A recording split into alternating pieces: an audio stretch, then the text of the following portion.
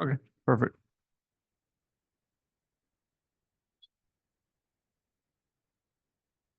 All right, you guys ready? Very good. We'll now call the city council regular meeting to order for July the 8th. Please rise to the invocation and pledge of allegiance. The invocation will be given by Councilwoman Brittany McGuire. Heavenly Father, first we want to thank you for this evening. Thank you for everyone who came out tonight, Lord, as we go over these decisions for the city. Lord, I'm asking you to give us wisdom as we go through to make the decisions. Lord, let us understand it clearly. Help us to make the decisions that you would have us make so that we have a prosperous city. Lord, I'm asking you to send peace and comfort to those who need it, Lord. Send help to those who need it as well. In Jesus' name, amen. I pledge allegiance to the flag of the United States of America and to the republic for which it stands, one nation, under God, indivisible, with liberty and justice for all. May you be seated. You'll please call the roll. Yes, sir. Councilmember McGuire, Here. Councilmember McCure, Here. Councilmember Taylor, Here. Deputy Mayor Bernard.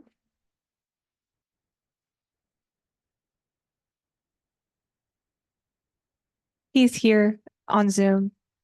Mayor Anderson, Here. we have a quorum. Thank you. Up first will be the consent agenda. This will be for items 4 through 6. Be looking for a motion.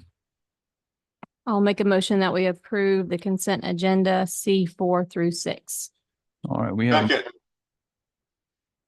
motion. Do we have a second? Second. We have a motion and a second. Any questions on these items? Seeing none, call the roll. Yes, sir. Councilmember McGuire, Yes. Councilmember McCure, Yes. Councilmember Taylor, Yes. Deputy Mayor Bernard, Yes. Mayor Anderson, Yes. motion passes.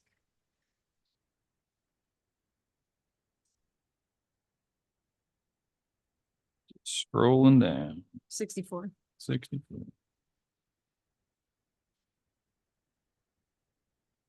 All right, item number 7, this will be under the action agenda. This will be ratification of interim city manager's signature and designation of a council member as a backup.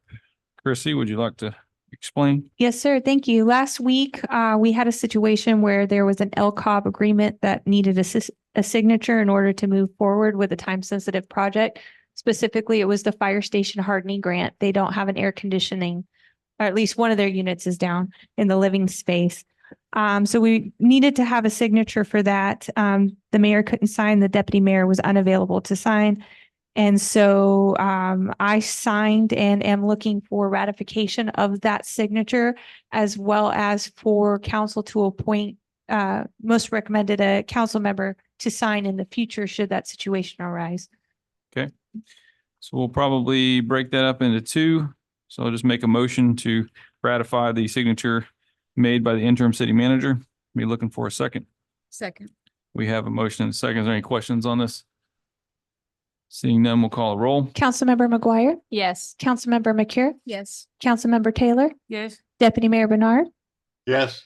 Mayor Anderson, Yes. motion passes. Deputy Mayor, we're glad to have you back tonight. Well, I'm glad to be here. Can you hear me all right? We can. Yes, we can. Do you feel that you will be able to sign things in a timely manner going forward? Absolutely.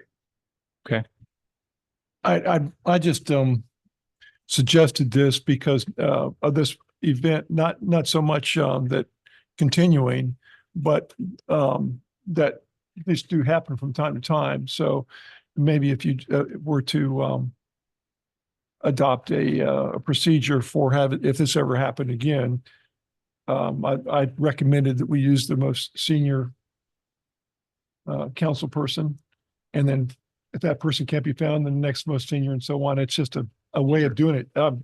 open to any suggestions anybody else has. So we've got three council members that were elected at the same time. Myself and the deputy mayor are already the two most senior, so all of the three remaining would all be at the same seniority. I would say. Anybody have any ideas on, I mean, I think you can just make all three available, any one of the three that's first available. I think that would be a Is good that an idea. option? If it can be done, because, just for this kind of situation, Brittany may not always be able to sign. Yeah. Right. So I think it just depends on who Chrissy decides to call. Okay, and the only, I mean, that's obviously anything that's brought to is going to be already approved, like this was Sure. by the council. Right. So it's just the perfunctory duty of signing it, and so on. So we would just need a motion to allow the other three council members to sign in place of the deputy mayor or myself if we're not available. Yes. Does anyone care to make that motion? So move. We have a motion. Do we have a second? A second. We have a motion and a second. Is there any questions? Seeing none, please call a roll. Councilmember McGuire, Yes. Councilmember McCure, Yes. Councilmember Taylor, Yes. Deputy Mayor Bernard, Yes, Mayor Anderson, Yes. motion passes. All right. Item number 8, this will be a public hearing and second reading for ordinance number 05-2024.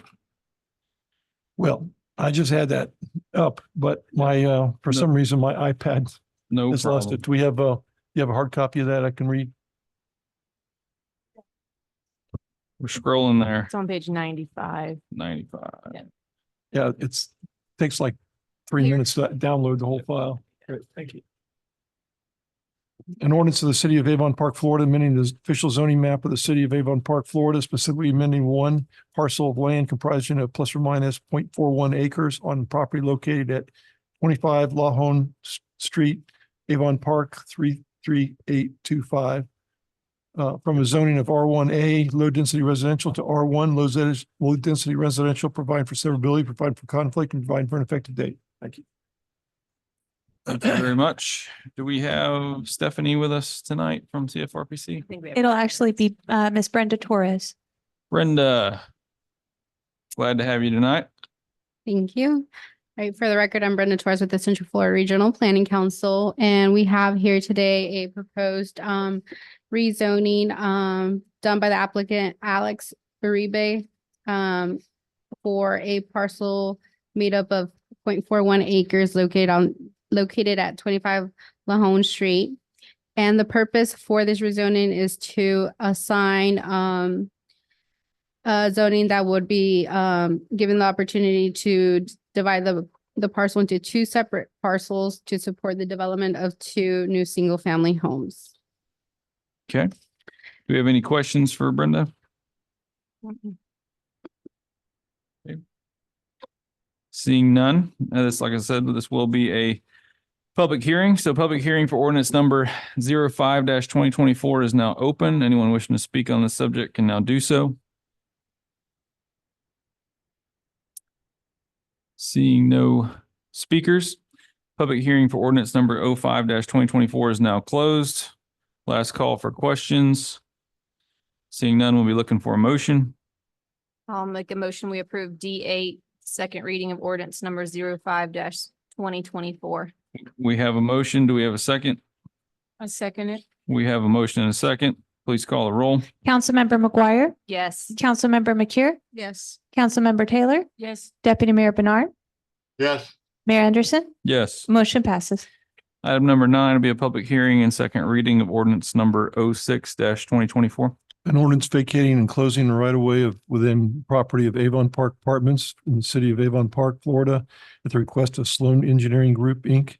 on behalf of adjacent property owners, providing for effective date. Okay. Ms. Torres, are you presenting this one as well?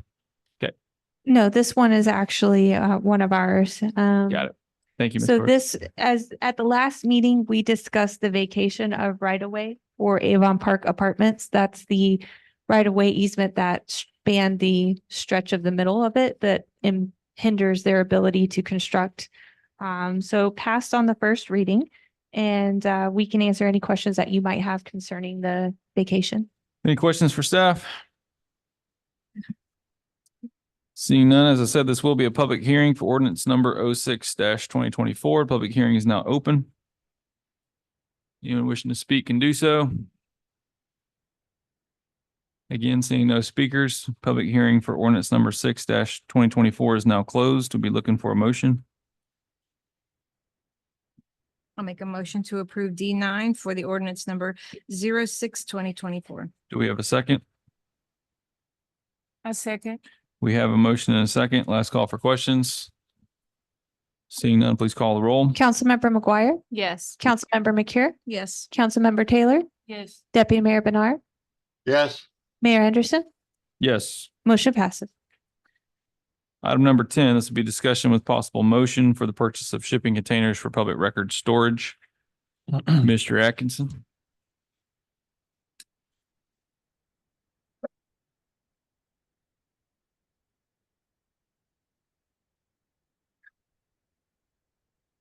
Good evening, Jason Atkinson, Public Works Director. So it came in front of us downstairs in City Hall. We want to go ahead and pull some of those records out and put them into an area that's secure. So shipping containers with a lockbox is really secure.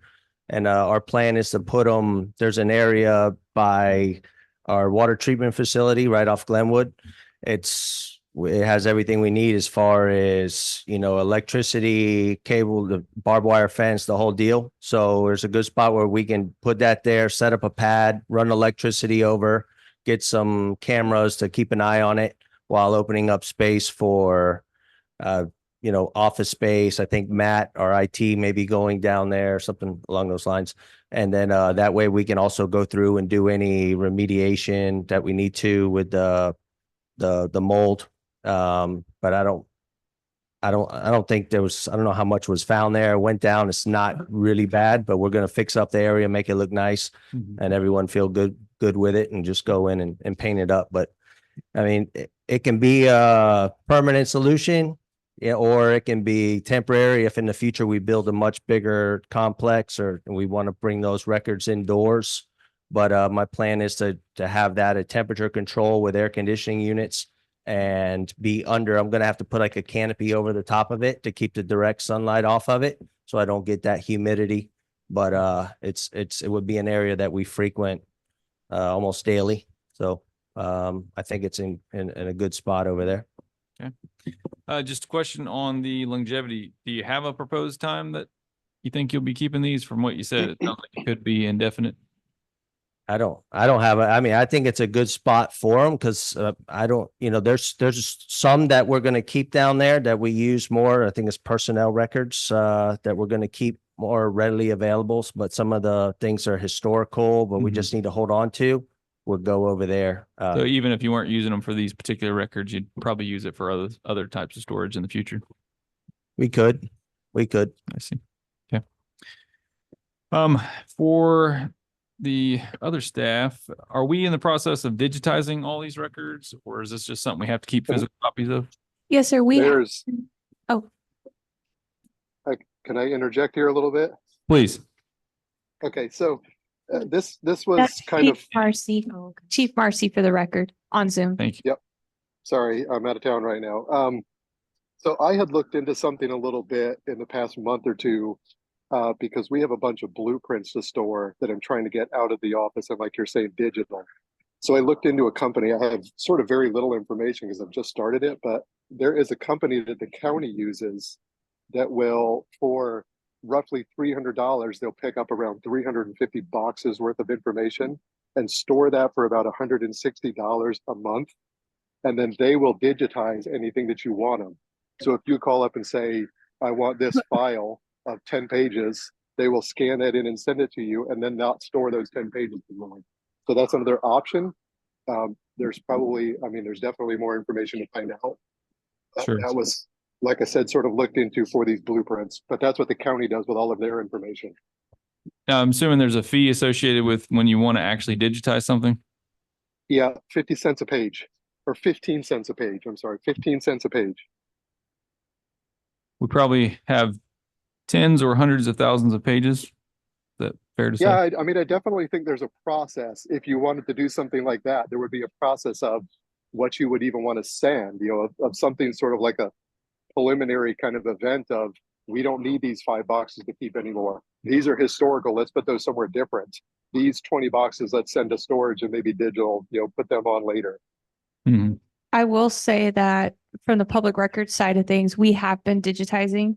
Now, the older records that are near their retention period, I'm not going to devote the time to scan it just because it's going to be gone. But anything that's 10 years or over, that's when I digitize it. So I created on our server a database, but we have to convert that database into an actual database and not just taking up room on the server. Matt has been working on that, potentially doing this through Laserfish. Given recent events, that hasn't been the focus, but it's certainly a priority. So it sounds like we need a immediate solution, and then some of those other solutions would work out in the long term, you're saying? Correct. So probably what Jason's, do we need something different, or May I? please? I hate to be the killjoy here, but I know, I think we all were present a while back when we had a discussion on the Connex containers. They currently are not allowed in the city limits. So therefore, if you accept the Connex containers, you're breaking your own ordinance. I just throwing that out there. We have discussed recently with Central Florida about getting the cleaned up version of that Connex container from based on that round table Mhm. where you had audience participation and all that. I think it would probably be prudent. I hate to say it, until that comes forward and you address it and vote on it. Is that something that can go directly to council, or does that have to go through the zoning and everything first? I believe Jerry can opine on that. It'll have to go through the zoning board first. So you're looking roughly 60-day process for that? Yes, I think it requires 2 readings as well, right? On Right. top of the P and Z. Okay. But I mean, they have to draft it, and then you're gonna have to dice and slice it, for lack of a better word. Because we had talked about how many you can have. We had talked about the colors, the setbacks, where you can put them. I think we were pro having them in the C4, the 4C areas, and I think industrial 1 and 2, but not residential. Yeah. Well, you're talking about putting them at the water plant, is that right? We could put them wherever you like. Okay. I prefer to put them at the water plant because it's an area that's out of the way. I could take them and push them and put them inside our public works building, steel building, and take up all the space. Or put it in the side where we need the parking. We rode around, Christy and I rode around and looked at several different areas that we can possibly place it. Where we saw was probably the most frequent and most secure area. We would do our best to keep it looking nice than being an eyesore, but it is right next to our water station. But this is it's not the best solution. It could be temporary. We look at it temporary till we build a large area just to house records. You probably aware how much that's going to cost. So I mean, it's significant. So it's enough where it's underneath the city hall to open up a lot of office space. So it's just something Sure. to think about. Okay. Are these prices rental prices or purchase price? Purchase price. Purchase. And they come with the AC? No, I'd have to cut it out and put the air conditioning. They have places that do it, but then they're going to charge you. We have staff that can go in, we can cut it out and mount one in there and put something over top. A mini split unit or something? Probably just maybe something like that, or a wall unit or something like along those lines. They're pretty cheap. That way, if it breaks, I can just go buy another one and Sure. throw it in there. No problem. Okay. And it would be shielded. Would it mess up your plan to wait until we get this ordinance done? No, just I think it'll push back whatever you're trying to do underneath. It came to me like, hey, we need to figure it out. We kind of brainstormed. Mhm. And I say, hey, this is the most secure. I mean, shipping, I thought about maybe a shed, but a shed's not secure. You can just kind of kick through a shed. You're not kicking through. You're Right. not breaking the lock. You'd have to have a chop saw out there to cut it. So I said, I thought that was the most secure Yep. way other than just keeping them right where they are. And I know there was a pretty big push to get that stuff out of there and get it cleaned up, but Sure. right now there's no place. Like if we were to just take it out and say, where are we going to put it? While we fix up everything, it's an extensive process. So Sure. trying to make the best out of a bad situation. Okay. Do you think it would be too much of an inconvenience to keep them in another one of our buildings until we can get the ordinance passed? It's a lot of security, just the security of the records. I don't even have access to Hmm. any of the records like in that area. So I have to get access to, so what buildings do we have where we would eliminate all access to regular employees? I don't know what area that is. Okay, so on that note, then Randy, what if remember we had the discussion that it's no longer a storage container when it gets thrown to like the building department and all that kind of good stuff? What would we have to do to the shipping containers to no longer make them shipping containers? I think they're always going to be a shipping container unless you use them for any kind of construction residential. They're an accessory that they basically are accessory, secondary to the primary use of that property or the building. I think, again, I don't know if there's a provision where the city can adopt or some kind of emergency. I believe absolutely this needs to be moved and it needs to be moved sooner or later. But I just think public perception of us violating our own code probably doesn't look really good when we have cited people for those in the past. But we're kind of I could also throw out there on the flip side, we're kind of on a hiatus. So we're not really enforcing that ordinance right now because I in good faith, I can't because we've had discussion about it. Right. So, I mean, use that thought of, as long as it's not in a residential area, they are going to be allowed. So, I mean, can you make a decision based on past discussion and where we're headed with that ordinance? I don't think it's a good idea to let it just be a gaggle, I think it's not, and it doesn't qualify as an emergency ordinance, but you can imagine that other places would say, well, if you're not going to enforce it, then, how about here? How about there? Yeah. And it could be a bad thing. Mayor, may I? Please. I'm the one who does the work on the records. The biggest issue that we were having was with these books, massive books that had the black mold in it. Mm-hmm. Those books were moved. Now, I will say that there are other boxes that have mold and water damage. Access to that area is limited. Pretty much it's just me that goes down there and I only go down there when I need to. If I need to wait, it's not a huge deal. I don't mind waiting. Of course, it's up to you guys, but I think that if it's better to wait until we get through this ordinance, then let's get through that ordinance. Okay. When is our next scheduled zoning meeting? That one, I haven't gotten an update from CFRPC yet, but it's always the second Tuesday. Gonna be on. Yeah, that as needed, it will be the second Tuesday in August, I believe. So that would be. There would be no reason that CFRPC and they can't get that. Go Well, I can say there's no reason. They are super backed up. That's the only problem right now. Okay. Is we're waiting, nothing against them, but we're waiting on stuff exponentially longer than we have in the past due to all the site plan reviews and just the magnitude of planning and zoning requests that are coming into the city and the other 22 or so that they also represent, plus 5 or 6 counties. Okay. Is that something that we could do a partial of for storage at wastewater treatment facilities? Obviously, there's only one, Right. so it would be very limited in scope. I guess I don't quite understand what you're asking. In other words, emergency storage of city records. I don't see why you couldn't. I mean, Is that This something that you think you could handle, Jerry, instead of having to have CFRPC do it? As far as put it together? Yeah, so that we can try to get this done Yeah. in 30 days rather than 60 days.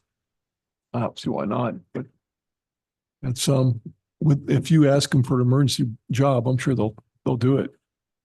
Okay. yeah, I've been asking, but yeah, I will. But If again, if they don't have time to do it, then I literally have 9 site plan reviews going right now with them. And we're I think if you, I hate to say it, but I think if it would be quicker, more expedient if Okay, you were able to assist in this endeavor, just Okay. on their magnitude of work right now.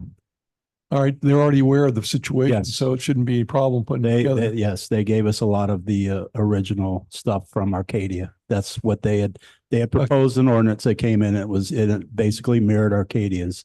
And Go, then.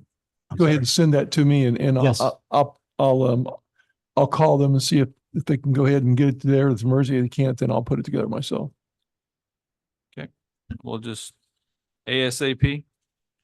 So Is- could you just review what the ordinance you're trying to change? Yeah, so right now, we don't allow for shipping containers anywhere in the city. Right. And so we had to put together an ordinance so that we can allow them under certain circumstances and that the council and the zoning board agree on. In this particular case, we want to use them for public record storage in a somewhat emergent situation. So if we can get something that's passed for just that limited availability, I mean, who's going to have a problem with it? You know, there's one wastewater treatment facility in the entire city, so we all know where it's going. It's not like it affects anyone else. So, We would still revisit the entire ordinance. So you just want to do this one small part so we can get it done. I mean, that would probably be the best thing, in my opinion. That way you can take your time with the one that affects a lot of people. This is just such a small thing. So So what- narrow in scope. What was the ordinance that P and Z brought before us? Did we just establish requirements of the? So we didn't actually establish anything because we didn't pass a ordinance. We were simply talking about the feasibility of having one and what we would like to see in it. Is that right? Like That a is 100% workshop? correct. Yeah, we had it at the Oh. community center, and that's when they probably had a dozen audience members. People because I had sent out a letter to everybody that I had actually identified a shipping container that had at least one currently in the city in commercial areas. So they attended. They put in their feedback, and then what we had on the books came from Arcadia. Doesn't mean it fits us, but it was a good template to start with where you can start revising it. Right. Because they recently went through the same issue the city had. They weren't allowed there, and obviously there's a use for them. And we were supposed to just take that information and eventually turn that into an ordinance. It's just that we've been backed up doing other That things. is correct. Central Florida was there, and they were going to take that and make it into an ordinance, and Sure. we're still here. So, and do you have a public facilities zoning? Or is that Yes. zoned anywhere? There is a public facilities. Was it, PI, I think. I wonder if it would be allowed in a public facilities zoning as part of the public facilities? I mean, if it's going to happen anywhere, that should be where it happens at. I mean, Well, I'll look into that and see if, Yeah, because that because- might be just a really fast way yeah, of doing it. that would be, PI, I believe Okay. the zoning designation is for that. I'll check that. But as far as the actual proposal of getting 4 shipping containers out there, assuming that we can do it with our zoning, is the council against doing that? No. Okay.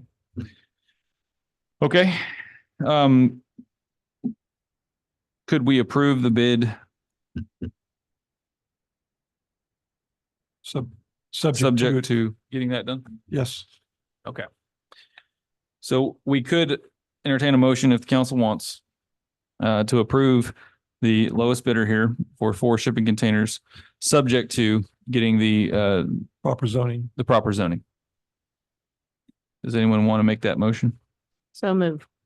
We have a motion. Do we have a second? A second it. We have a motion and a second. Questions, concerns? Do we need to specify which of these bids? Was your motion for the cheapest bidder? Sure. Yes. Was your second in concurrence with that? Yes. There you have it. Any other questions? And then you'll go and get the air conditioners and the locks and. I believe that cheapest bid came with the lock boxes, right? Yeah, it's lock boxes. Okay. We just get the whatever locks we usually use, make sure they fit. It's got a little bit bigger than our normal locks, but Mhm. we get that taken care of. So But are you- it's going to be special lock that just the city clerk and whoever her designee is. It's a very hard lock to cut inside of a already secured. fenced Yeah, area. it's a solid steel. You can only get to it from the bottom. I mean, anyone can get into anything, but it's about as hard as it gets. If it Sure. was, it'd be easier for you to get into it now where it is than to try to get into a Sure. shipping container. And I can put that. And we just look at this a good location, but if it needs to go somewhere else to the facility, we can do it, but it very likely would be temporary until we build something. And you said you were gonna build a lean-to to go over the top of it, or you're gonna have some kind of a canopy? It's a canopy, just basically a angle with like a metal roof and then just come down off the backside.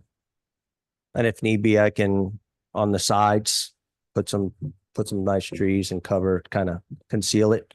But that area where it is, it's that's where the recycling is. It's all this dumpsters, massive dumpsters Sure. there for recycling. And it's not, I'm not putting that in some beautiful park.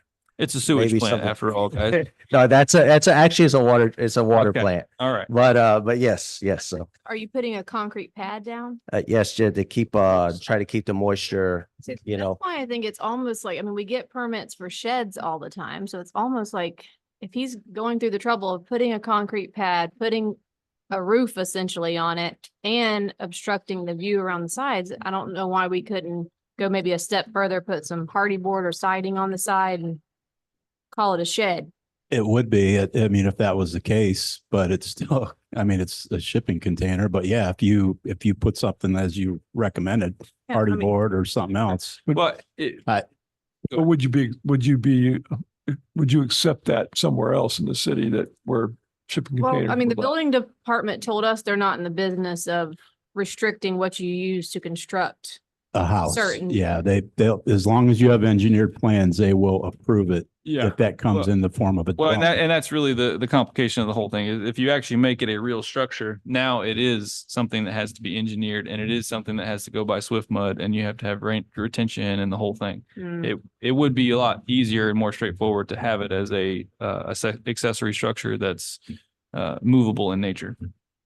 The concrete pad's not gonna be movable though. Yeah, but you can move it from the pad, I believe, and it's not going to be a permanent structure, even if it's attached to the pad. I wouldn't consider that permanent. I don't know. The pad, are you going to put it over non-pervious ground, right? Yes. Yeah, so it's already impervious Yeah, ground. the goal is that you don't know how, with the rains that we get, these are records from the last thing we want is to get another mold issue. So we want to get it up and as kind of as dry as possible. And, the area's got plenty of grass around it. So I mean, and whatever's there, if in the future we move it, I can just break up that concrete pad, no problem. And And then the only other thing is if you're gonna cut a hole in it to put an AC unit, we just gotta make sure that's secure. No, somebody can't knock out the AC unit. And get Can I in there. make one comment about that, Mayor? Please. I would strongly suggest that you go with a mini split for two reasons. One, you have minimal invasion of a maximum of a 4-inch hole going in. And the SEER rating, the energy efficiency rating would probably be more than double what a wall unit would be. Forgot we had an AC expert on the team here. Sorry, I'm still here. All right. Any other questions, comments? Seeing none. We have a motion and a second. Please call a roll. Councilmember McGuire, Yes. Councilmember McCure, Yes. Councilmember Taylor, Yes. Deputy Mayor Bernard, Yes, Mayor Anderson, Yes, motion passes. thank you. I do have one other question. It Go ahead. wasn't there a minute ago, but it is now. Should we have a hurricane event where we lose power for up to 1 week or 2 weeks? Do you have a facility or any other means to keep electric going to the unit? I mean, that's a smaller power, so we may be able to do something with some generators, but I don't. We can You do something know, along. You know. Yeah. I mean, Exactly. it's not far from also where we have another generator. So maybe I can look into, if it's more permanent solution, see how I can wire it up so we can just switch over and. Cause I wasn't gonna have any other power besides that. Maybe a light, who knows? So when they go in there, but, Sure. Okay. Any other questions on that? Seeing none, I was notified of a technicality that we need to accept the reason for the deputy mayor's absence and being here by Zoom. So I'll make a motion that we accept, or excuse me, the deputy mayor, if you don't mind, you don't have to be too specific, but do you mind stating a reason why you're attending by Zoom rather than in person? Two reasons, mainly the loss of my wife a week ago. And the second reason, I tested positive for COVID this week. Okay. So I'll make a motion to accept those reasons for deputy mayor to attend by Zoom. So moved. Okay, I made the motion. So do you second? Second, yeah. So we have a motion and a second. Any questions on that? Seeing none, please call the roll. Councilmember McGuire, Yes. Councilmember McCure, Yes. Councilmember Taylor, Yes. Deputy Mayor Bernard.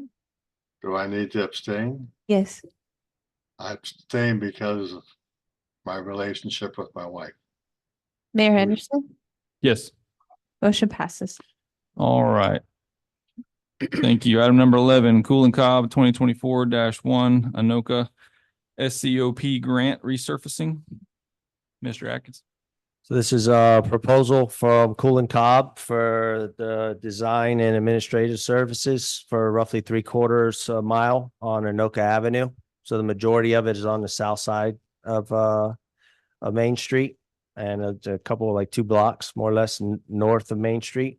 There's just going to be milling and resurfacing and making sure we do everything required by putting everything back, putting everything out to bid.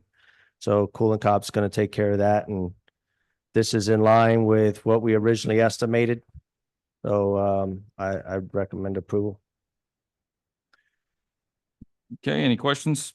I just have one. On the actual bid, under the assumptions, it says that Cool and Cobb will pay for the needed survey and the geotechnical road coring. But then under proposed services, it says City of Avon Park will review and provide the survey. Does that just mean the survey is going to be given to us and we're going to hand it back over? They're still Yeah. paying for it? And with that, there's when I looked at everything, it's just a mill and resurface. So they're not readjusting the grades or anything along those lines. They're just going back and milling and resurfacing the area. They're not adjusting anything like another job that we have that was in front of you tonight. This is kind of basic. There's not too much to that. So just to clarify, all the costs associated with those will be paid by Cool and Cobb. Yes. Our only cost is what the initial or the final bid is. Yeah, the 29.9, that's it. That's all Okay. we're paying. Any other questions on this project?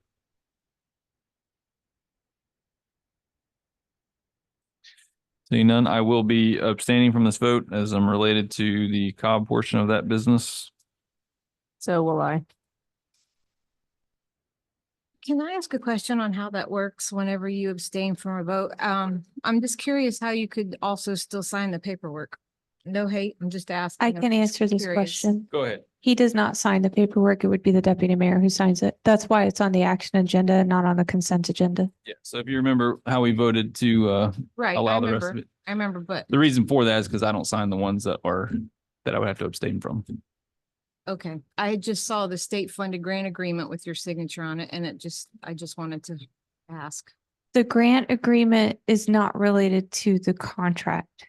Okay. So we basically, city council approved that grant Okay, and now we are getting the sign off on the contract. okay, There you go. okay. Any other questions? Seeing none, do we have a motion? I'll make a motion to approve, D11. Okay, we have a motion. Do we have a second? I'll go ahead and second it. We have a motion and a second. Last call for questions. No questions. Seeing none, please call a roll. Councilmember McGuire, I will abstain due to family relationship with Cobb. Councilmember McCure, Yes. Councilmember Taylor, Yes. Deputy Mayor Bernard, Yes, Mayor Anderson, I will abstain as I'm related to the Cobb portion of the business. motion passes. All right, item number 12, discussion for fee schedule for planning and zoning services. Mr. LaBelle. Yes, sir. I think this is long overdue. I've kind of been broaching this subject with people in the past, and it never got here, but here we are. Our current fee schedule was last updated November 25th of 2002. Needless to say, we're 22 years almost, according to my math, behind times with current rates. It is very common for people that are seeking developments, seeking site plan reviews and so forth, annexations, vacation of easements, vacation of right of ways and all that. They almost like stop in their tracks when they hear what it's going to cost them. Like they're shocked. So it was my recommendation to the interim city manager that we stimulate some discussion on these fees since they are so archaic, I guess, for lack of a better word. And I've given, I believe you have some background of some of the different cities around Avon Park, where you can see that on some of them, we are literally a quarter of what other people charge. And that's even low at times. So my proposal that with recommendations from city council that I continue to maybe come up with like a range, not tonight. We're not certainly going to make decisions tonight, but come up with a range on my what I've located from other municipalities and counties, and then set it where a range where you can then decide what the final fee, if any, if you choose to increase it, will be. There's also services that we don't get paid for that most other cities do. Some of them would be like an estoppel letter, which is not a fancy word for a lien check letter. We get upwards of 40 to 50 of those a month. A lot of places charge $20 for those. We charge nothing. It does take staff time to do the research and find out these are all title companies and lien research and permitting clerks that are doing this. Is costing staff a lot of time, yet we're getting nothing in return, where a lot of other cities and counties do get paid for those. Also, some of the other stuff. Well, let me go back. This is just one example, and I like using Highlands County for obvious reasons. We have in our comp plan amendment, we do get those quite a bit. We're currently sitting at $350 for up to 10 acres. Highlands County gets $1,500 for that same process. On a large scale, we're at $650. They're at $2,025. I mean, and that's Highlands County. Some of them are more. Obviously, there are a few I provided you that I would not recommend you look at, three in particular, but nonetheless, I inquired about what their fees are. They're about back in 2000 where ours are. But I think Highlands County gives a really good template of a good baseline on what we could, what we could bring in. We're not in here to make money on this stuff. I mean, but bottom line is that if they're coming to the city, they have to go through this process. It would help towards augmenting what you pay Central Florida Regional Planning Council in their yearly contract, because we're not even coming close with our current fees to even half of where we should be. We literally, with the amount of things coming to the city, we probably could fund that where it currently is at now for next budget year. So there are some other things I wanted to basically look at. We have different plat reviews. All we have is one plat review. We just have a plat review fee. There's three parts of a plat review. All we collect is for the one. The zoning verification letters, we get those a lot. Those are sent out by CFRPC. They do take a while. We don't charge for those. The annexation process, Mr. Beer does a lot of that for very rarely, or have we started to collect for those professional fees that he's providing, and the county and all that some of them are like $2,000. Ours is, we don't even have one. So it would be my recommendation that I just want a discussion to see if this is something that you wanted to entertain. And if so, I would come back in 2 weeks and provide you a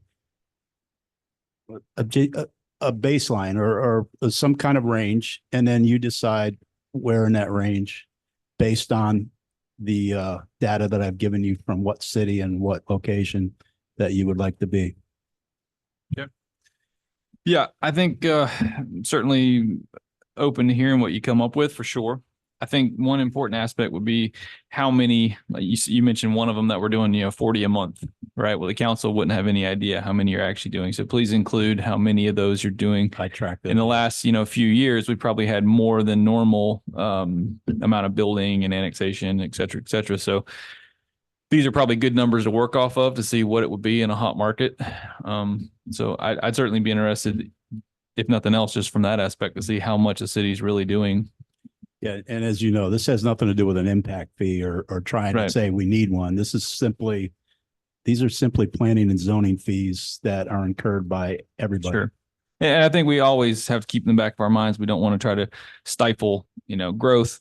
We certainly want to be, friendly to new homes and businesses coming in. So throwing that out there.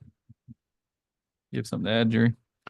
No, I think it's a great idea. We need to stay up with the fees on it, us. We're getting a lot of services for the city for free, basically. And I would like to add too, I mean, this has nothing really to do with the fees, but we do have, as you know, we have an interlocal agreement with Highlands County Building Department for all our permitting services. By far, I'm not saying we don't want that. I mean, that's a great service that they're providing us. But I also know too, I track all the permits that are being sent there, and some of them are 40 to 50 a month. And that's not including the roofing ones. There's probably another 50 from there. But so yes, they are doing us a solid when it comes to those services, but they are raking in a lot of fees based on the permits that they acquire. So it's good for us, obviously, but it's also beneficial to them, just for the record. Yes, that was my only comment is I want to make sure that we are not, anything that has to come before the city and the county.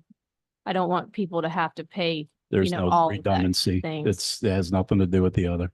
Okay, and then the other thing, I saw one city did offer, they charged for annexation, but then if the individual actually went through with the annexation, I believe they gave the money back to them as a credit. So that might also be an That's incentive also, for yes. someone to actually finish the process, since we will be making money, of course, on that property. Sure. Well, I think it might make a difference too if it's a city initiated annexation versus a Right, individual Voluntary. initiated. right. There's one project going on right now that Jerry's been involved in, and we're in probably 100 hours worth of stuff going on, and we haven't. How's that interlocal agreement coming, Jerry?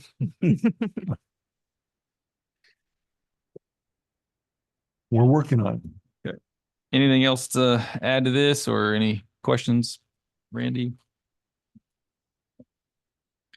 Randy, we look forward to seeing it. You got your work cut out for you. Krista, did you send that resolution to the county and to Sebring? I don't remember off the top of my head. I'll have I to think look you were at it. gone when we passed it, so it might not have gone. It might be on the to-do list. I'll get that over in the morning. All right, thanks. Last call for questions on item number 12. Seeing none. Item number 13, this will be the Grand Oaks Public Works Agreement. So this agreement is one we've been working on for a while. It's a partial subdivision. Part of it's already been done. This is to finish it out. I think Jason probably has more information about the nuts and bolts, but we just finished the agreement and they signed it, provide us their authorization for signature, and here he is. Jason, anything else you'd like to add? It's the agreement. It just has us, they already installed in the past, they installed the water and the sewer. So the water mains are there, even was tapped into the water main that comes out. There's it's a poly pipe goes just sitting there with a a valve, just waiting for a meter and a meter box to go in. So whenever they actually go get the meters and they have to go through the process, then they will have to go over to our utility billing department and get that set up. All the infrastructure's there, but we stepped away from having to deal with the roads and the street lighting and the curbs. And that's on them, but we do have easements that feed Lake Damon. So we have a force main and we have a water main going through there. So it wasn't, I thought it was fair. So we were all in agreement, and they had the impact fees and they cut us a check for that. And I think everything is good. I think we're ready as they start building houses. They come in and we start dropping in meters and just go from there. Very good. Yeah, we've got a total impact fees of right around $216,000 coming to the city. It's reason why we want to see more growth in Avon Park. Do you know roughly how many units it was? 95. They were talking about maybe in the future adding some more, but right now they were at 95. Very good. Any questions about this project? I just wanted to let you know, we already received the check. Even better. Very good. Any other questions? Seeing none, is there a motion? I'll make a motion. We approve D13, the Grand Oaks Public Works Agreement. Do we have a second? Second. We have a motion and a second. Last call for questions. Seeing none, please call the roll. Councilmember McGuire, Yes. Councilmember McCure, Yes. Councilmember Taylor, Yes. Deputy Mayor Bernard, Yes, Mayor Anderson, Yes, motion passes. thank you, Jason.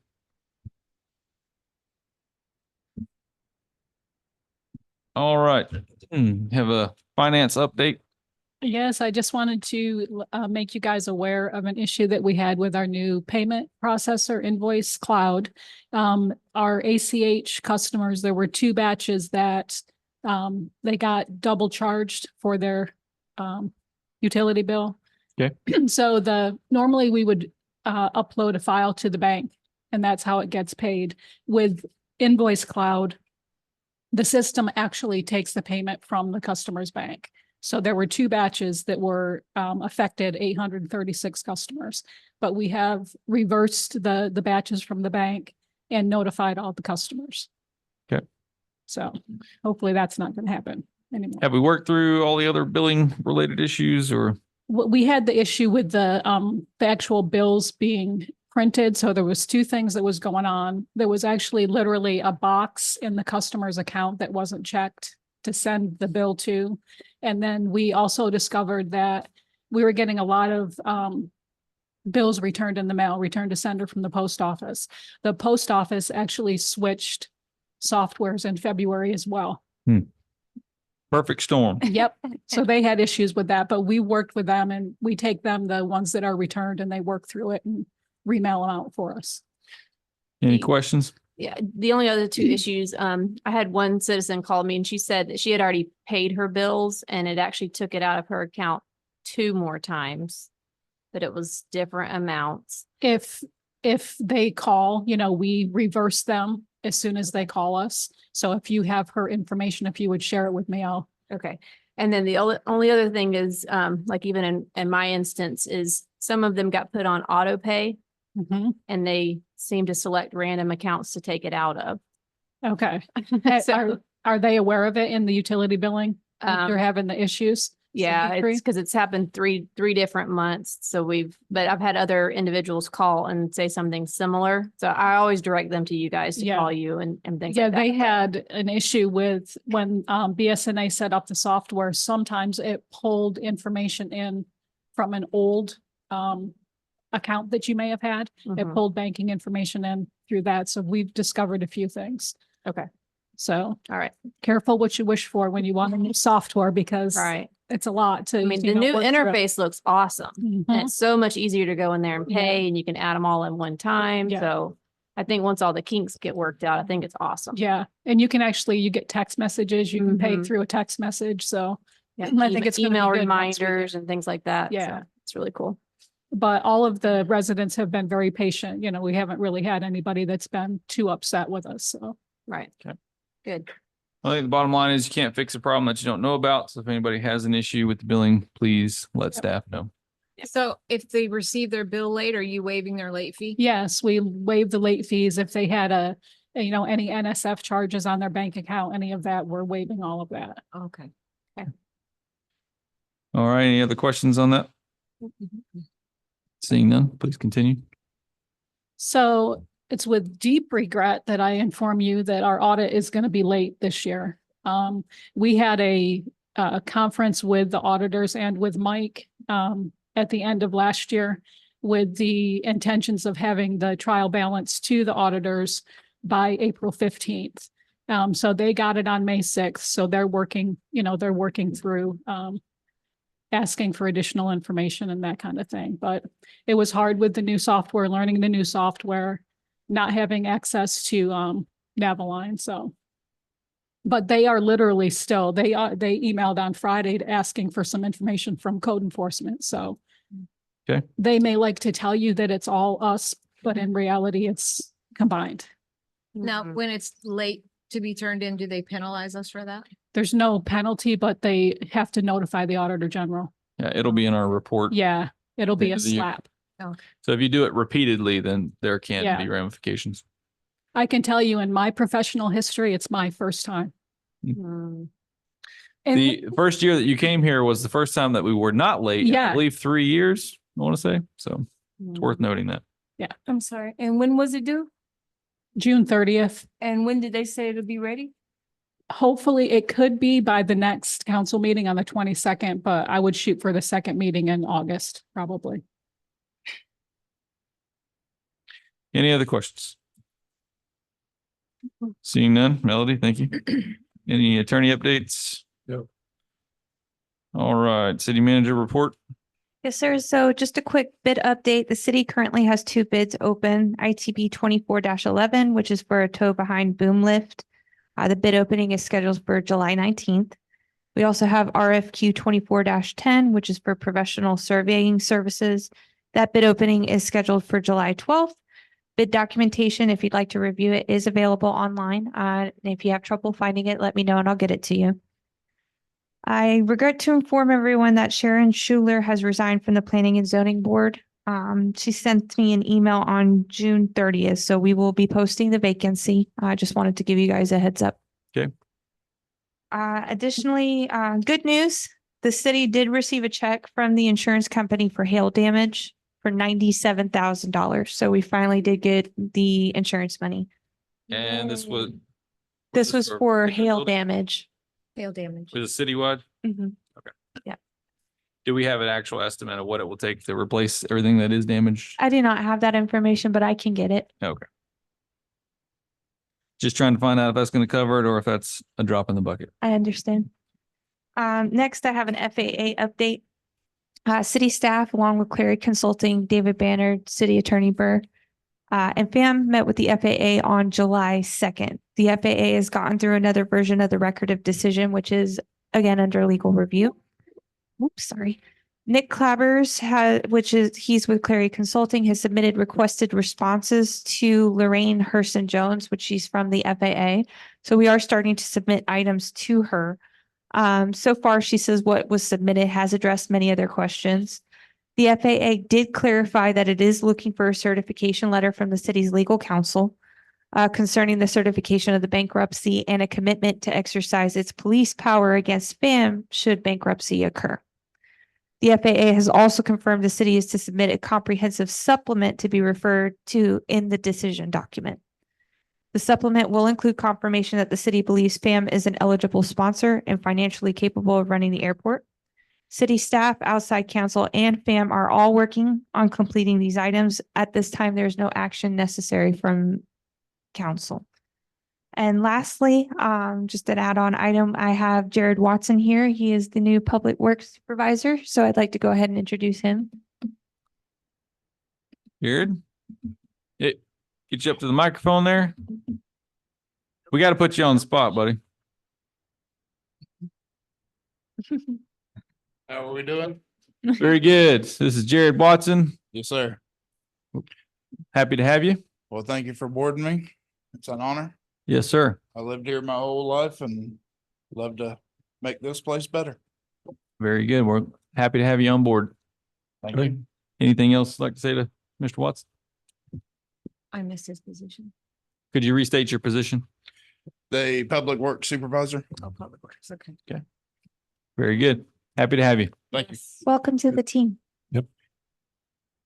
And that's Oh. all my updates. So just as a follow-up on that, you asked me at the last meeting to get Monica Mercer to work on the bankruptcy report, that certification right away. And she did. We're ready to go. We're waiting for, we still only have a draft. We pointed that out to FAA and they said that they would go ahead and finally approve the draft so that we can then get the certification of the final report. But she said, the way it is right now is fine. So they asked that not be just a letter, that it had to be a actual legal opinion format, which is, so at most, she said it'd be a day or two to get that done as soon as we get their approval of the FAM's attorney's letter. And Randy would like to address council. Go ahead. I think this one, especially Shelley is familiar. Everybody's probably seen the dilapidated house at the corner of North Lake and Charles Street where the garage is falling in. We had initiated with your blessing foreclosure proceedings on the location.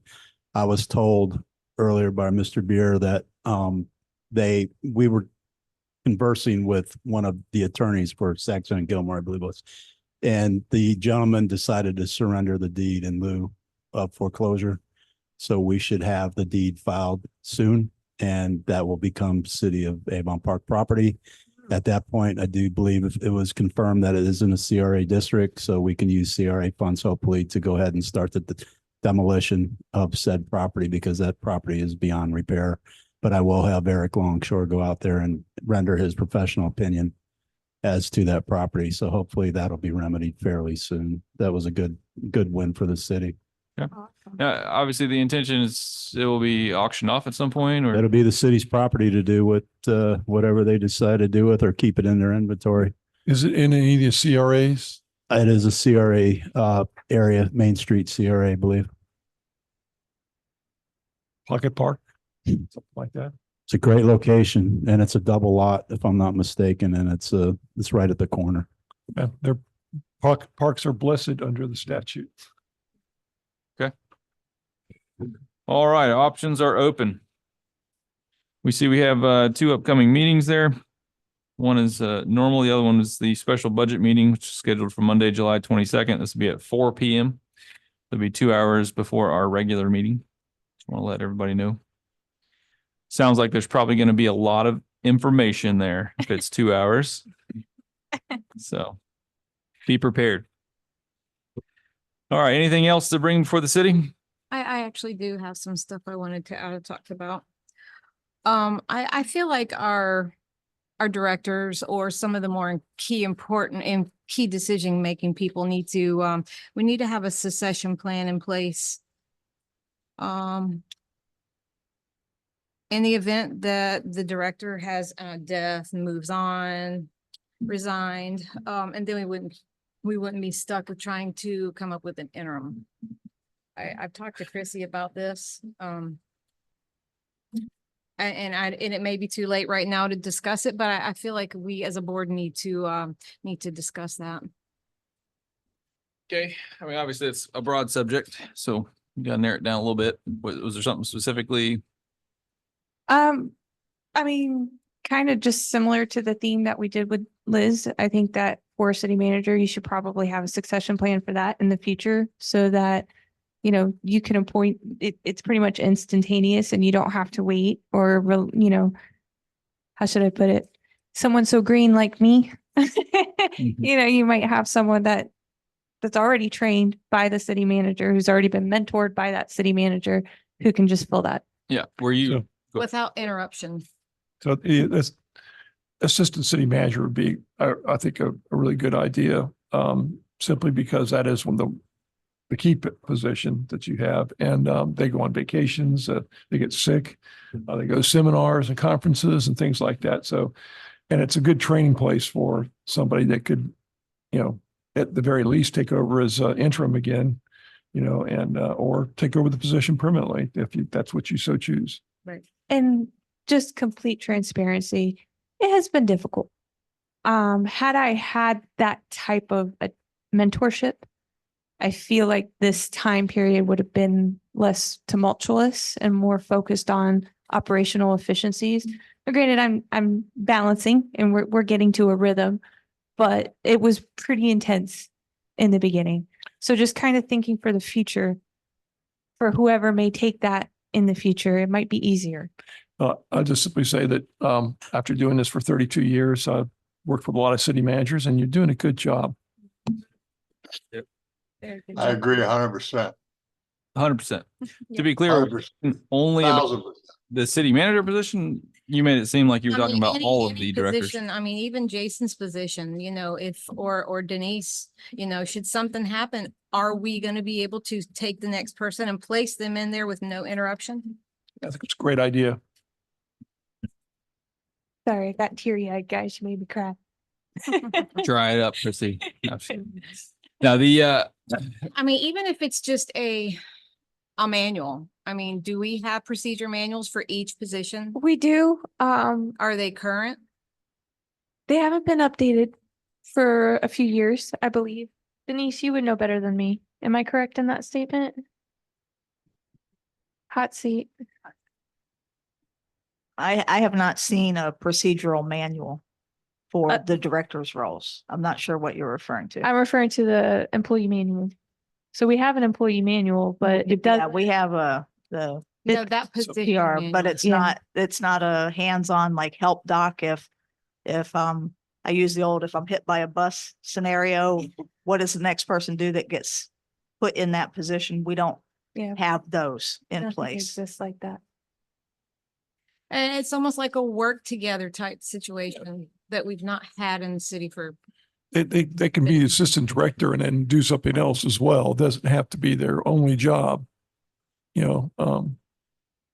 But it's good to have somebody fill in that position. And from the corporate world, I can tell you that's absolute. They absolutely have somebody that steps in the shoes of somebody almost, automatically. Not Jason, you have something to add? Yeah, it's in our charter under continuity office for the manager to appoint an assistant city manager or an employee as assistant city manager to exercise the powers. It's in the charter. Right. Well, that's for that one position. To the Yeah. to the subject of for every single officer and having some succession, wouldn't that, in your opinion, probably be more up to that individual department head to kind of do that on their own, to pick someone out and try to groom someone to step in? Well, in my specific department, we have 3 division heads, I guess you would call them. But even though my opinion is that, once was Joseph Sleva, who's a utilities manager, it's a new public works supervisor. In reality, in most organizations, they would either be operations supervisors or superintendents. But they're called these names of these positions. I think it should be something else. I mean, I would love to have an assistant director, but at this time, probably my closest is Joseph Sleva. I have full confidence in him whenever anything, to step up to the plate.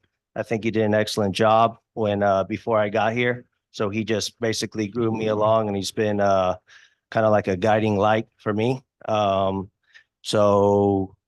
However we go about that, I pretty much know how I would go if something were to happen. But my whole goal is along the line that we have it set up with structure that everyone knows that the next person. So the goal is not to where I'm out, I grab another division head to jump in. No, I wanted the next person up within that division to step up to the plate. So whether we call the name title, we put it out there, but that's, it's a good idea, but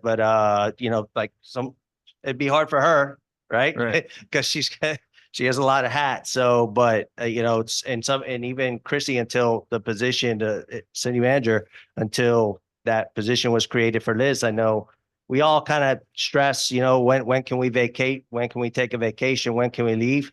Because, There's another thing to consider too, is that you're developing your staff. So you're keeping them long-term as well as sustaining a common vision for the city.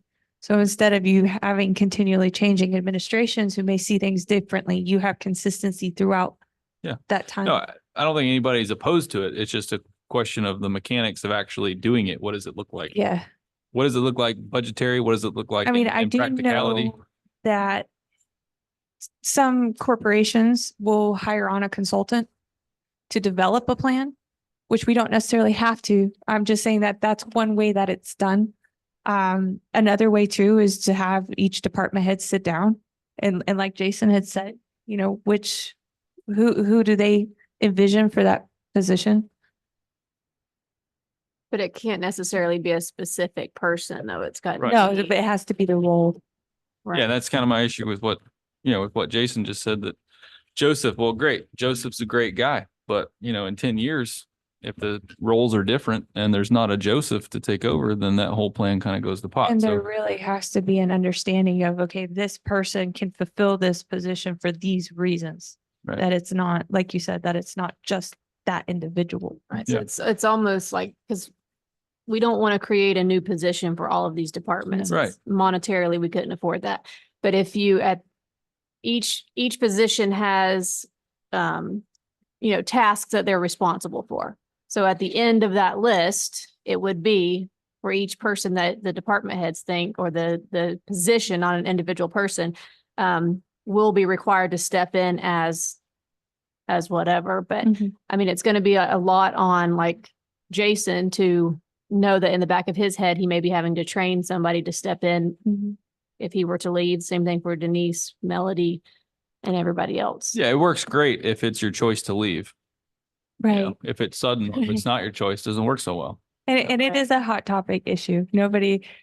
Succession planning is not really a popular subject, but it's important. And I just thinking forward, in the future, I know I'm always going to be the clerk, and I'm happy to serve in that capacity. I just want to make sure that there's sustainability in the future, because I think that's what Avon Park needs.